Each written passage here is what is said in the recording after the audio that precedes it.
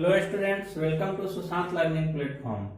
तो हम लोगों ने कल के वीडियो में देखा था कि ग्रामीण इलाकों में विद्रोह किस तरह से बढ़ते जा रहा था। विद्रोह का मतलब किसका हुआ विद्रोह, यानी कि सत्याग्रह के तौर तरीके में बदलाव किया गया था। यानी कि सत्याग्रह का मतलब हुआ सत्य के आग्रह पर विजय। तो जो सत्याग्रह आंदोलन देश में चल रहा था उससे ग्रामीण इलाकों में कैसा इम्पैक्ट पड़ा, कैसा प्रभाव पड़ा, ये हम लोग देखते हैं। तो पॉइंट वाइज हम लोग देखते हैं। इसमें हमारा पहला पॉइंट है कि जो भी अवध राज्य था उसके सन्यासी थे बाबा रामचंद्र। इन्होंने किसानों का नेतृत्व किया। यानी कि जो लोग किसान लोग आंदोलन कर रहे थे, किसान आंदोलन, वो आंदोलन कहाँ चल गया था, सत्याग्रह आंदोलन में शामिल हो गया था। ये हमारा पहला बहुत इंपॉर्टेंट पॉइंट है। दूसरा पॉइंट है कि जो अधिकतर स्थान पर क्या हुआ कि जो जमींदार लोग थे, तो जमींदार लोगों का सामाजिक बहिष्कार किया जाने लगा। सामाजिक बहिष्कार का मतलब हुआ कि जितने भी नाई लोग हैं वो उन लोगों का अब काम नहीं करेंगे, जितने धोबी है उनका कपड़ा नहीं धोएंगे। तो जितने भी नाई या धोबी का सुविधा है उससे उनको वंचित कर दिया गया, यानी जमींदारों को वंचित कर दिया गया। इसमें तीसरा पॉइंट है कि जून 1920 में जवाहरलाल नेहरू ने अवध के गांवों का दौरा किया। तो अवध के गांव का दौरा करने का उनका मेन मकसद क्या था, यानी कि वे चाहते थे कि ग्रामीण इलाके में ज्यादातर, यानी जो भी ग्रामीण क्षेत्र है वहां पे आंदोलन उग्र हो, यानी आंदोलन थोड़ा सा देश में आगे बढ़े। तो इसके लिए गांवों का जरूरी था आंदोलन में आना, समाज में हिस्सा लेना, यानी जो देश में गतिविधि हो रहा था उसमें हिस्सा लेना। अब इसमें कुछ मजदूर वर्ग थे, बहुत सारे मजदूर वर्ग थे।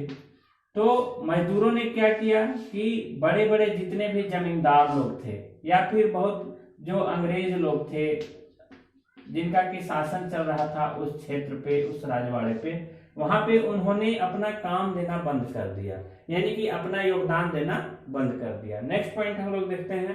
अगला पॉइंट है हमारा कि बगानों में स्वराज। तो स्वराज का मतलब हुआ कि इसमें हम लोग एक इमिग्रेशन एक्ट था 1859, इसको समझते हैं।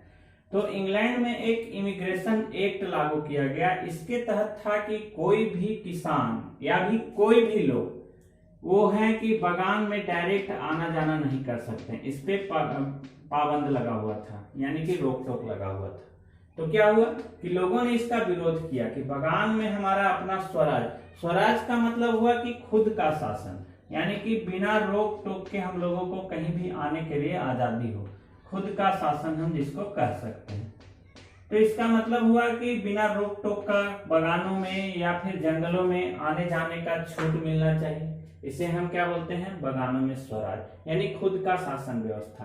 1859 में इंग्लैंड में क्या लाया गया था, इमिग्रेशन एक्ट लाया गया था। इसके तहत था कि कोई भी लोग मतलब बिना कोई आजादी के, बिना परमिशन के जंगलों में या फिर बगानों में आना जाना नहीं कर सकते हैं।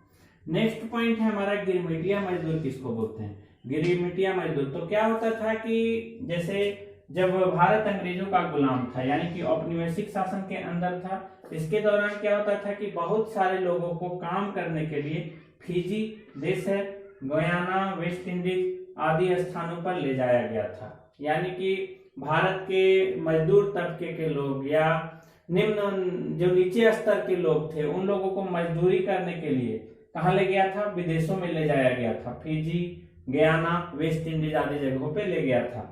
तो इसको क्या बोलते हैं हम, गिरमिटिया मजदूर कहा गया था।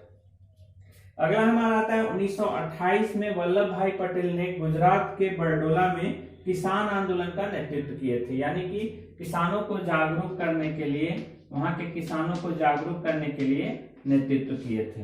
कौन किए थे, सरदार वल्लभ भाई पटेल ने, गुजरात के बरडोला क्षेत्र में। अब हम लोग अगला पॉइंट देखेंगे, सविनय अवज्ञा आंदोलन, यानी सविनय अवज्ञा की ओर। ओके,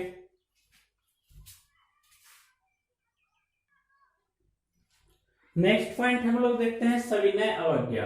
तो सविनय अवज्ञा आंदोलन का जरूरत क्यों पड़ा और असहयोग आंदोलन को वापस क्यों ले लिया गया। तो हम लोग समझते हैं असहयोग आंदोलन को वापस क्यों ले लिया गया। तो क्या होता है कि चौरी चौरा कांड हम लोग पढ़े थे पहले भी, चौरी चौरा कांड 1922 ईस्वी में ये हुआ था। ओके, तो इससे प्रभावित होकर, यानी कि इससे जो हमारा आंदोलन था असहयोग आंदोलन, पूरी तरह से इफेक्टेड हो गया। जिसके कारण बस क्या किए, फरवरी 1922 में महात्मा गांधी ने असहयोग आंदोलन वापस लेने का निर्णय लिया। तो असहयोग आंदोलन वापस ले लिया गया, सविनय अवज्ञा आंदोलन शुरू हो गया था देश में।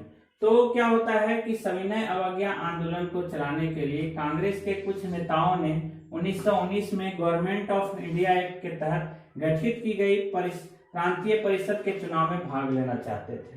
तो जब प्रांतीय परिषद का चुनाव हो रहा था तो जो कांग्रेस के कुछ लोग थे यानी कुछ नेता लोग थे वो उसमें चुनाव लड़ना चाहते थे। तो चुनाव लड़ना चाहते थे लेकिन ये लोकतांत्रिक नहीं था, यानी कि ये जो प्रांतीय परिषद था ये किसी भी तरीके से लोकतांत्रिक नहीं था। तो लोकतांत्रिक नहीं रहने के कारण क्या करते हैं, CR दास, मोतीलाल नेहरू ने परिषद राजनीति में लौटने के लिए मतलब इसे छोड़ करके, इस राजनीति को छोड़ करके इन्होंने इसी पार्टी में स्वराज पार्टी का गठन कर दिया। स्वराज पार्टी का गठन हो जाता है। तो स्वराज पार्टी का गठन क्यों होता है, अब ये समझने का जरूरत है हम लोगों को। तो क्या होता है कि पहला बात तो ये किसी भी तरह से ये परिषद लोकतांत्रिक नहीं था, लोकतांत्रिक तरीके से ये परिषद काम नहीं कर रही थी। इन्हें लगता था कि जितने भी वर्कर हैं, जितने भी परिषद के कार्यकर्ता लोग हैं, उन्हें ट्रेनिंग की जरूरत है, अच्छे तरीके से ट्रेनिंग दिया जाए। तो क्या होता है 1930 तक आते आते जितने भी ग्रामीण इलाके थे उनमें भारी उतार चढ़ाव होता है। तो क्या होता है 1926 में कृषि उत्पाद जो है वो पूरा तरह से धाराशायी हो जाता है। 1926 में जितने भी एग्रीकल्चर प्रोडक्ट थे वो पूरी तरह से तहस नहस हो जाते हैं।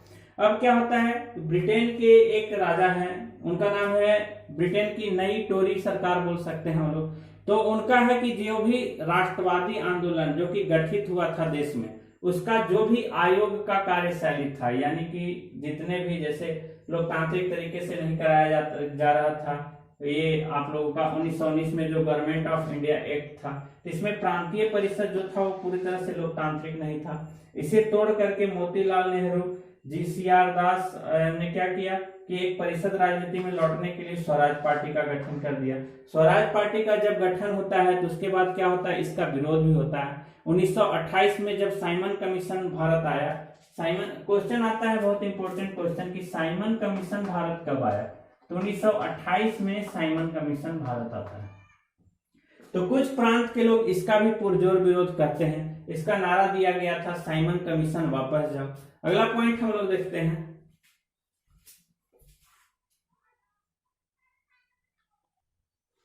नेक्स्ट पॉइंट हम लोग 3 पॉइंट बहुत इंपॉर्टेंट पॉइंट देखते हैं। सन 1928 में क्या होता है, साइमन कमीशन भारत आता है और जैसे ही ये भारत आता है इसका स्वागत विरोध के साथ किया जाता है। ठीक है, अगला पॉइंट हम लोग देखते हैं, इन विरोधों को शांत करने के लिए 1929 में भारत के लिए डोमिनियल स्टेट का गोलमोल सा ऐलान कर दिया जाता है। ठीक है, नेक्स्ट पॉइंट हम लोग बहुत इंपॉर्टेंट पॉइंट है, 1929 में जवाहरलाल नेहरू और सुभाष चंद्र बोस ने पूर्ण स्वराज की मांग की। अब पूर्ण स्वराज को इन्होंने औपचारिक रूप से मान भी लिया और 26 जनवरी 1930 को स्वतंत्रता दिवस के रूप में इन्होंने इस डेट को मान लिया, यानी कि 26 जनवरी 1930 को इन्होंने स्वतंत्रता दिवस घोषित कर दिया औपचारिक रूप से। ओके, तो आज के लिए इतना ही। नेक्स्ट हम लोग अगले वीडियो में देखेंगे अगला पॉइंट। Okay, thank you.